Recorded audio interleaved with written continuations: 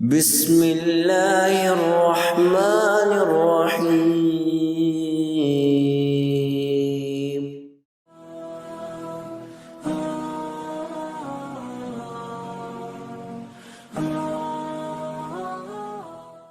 سفیان الثوری رحمۃ اللہ علیہ اپنی اسناد سے بیان فرماتے ہیں کہ بنی اسرائیل کو 7 سال تک شدید قحط کی آزمائش کا سامنا کرنا پڑا۔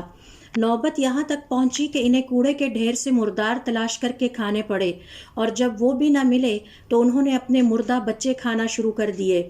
اس شدید آزمائش اور تکلیف پر وہ تڑپ اٹھے اور اللہ تعالیٰ کے سامنے دعا کے لیے ہاتھ پھیلائے اپنے گھروں سے نکل کر کھلے میدان میں آ گئے، اور وہاں سے دعا کرتے کرتے اور چلتے چلتے پہاڑوں پر جا پہنچے۔ وہ روتے جاتے تھے، گریہ زاری کرتے جاتے اور دعائیں کرتے جاتے تھے۔ اللہ تعالیٰ نے ان کے نبی کی طرف وحی نازل کی اور فرمایا، اے نبی، ان سے کہہ دیجئے اگر پیدل چلتے چلتے ان کے پاؤں کا گوشت بھی اتر جائے اور دعا کرتے ہوئے اور گریہ زاری کرتے ہوئے ان کے ہاتھ آسمان کی بلندیوں تک بھی پہنچ جائیں اور ان کی زبانیں دعا کرتے کرتے جھڑ جائیں، میں ان کی دعائیں قبول نہیں کروں گا، نہ ہی ان کے کسی رونے والے پر رحم کروں گا، یہاں تک کہ یہ آپس میں ایک دوسرے کے ساتھ کی جانے والی زیادتیوں اور ظلم کا حساب کتاب اور تصفیہ نہ کر لیں۔ نبی نے اپنی قوم کو اللہ رب العزت کا یہ پیغام جا کر سنا دیا۔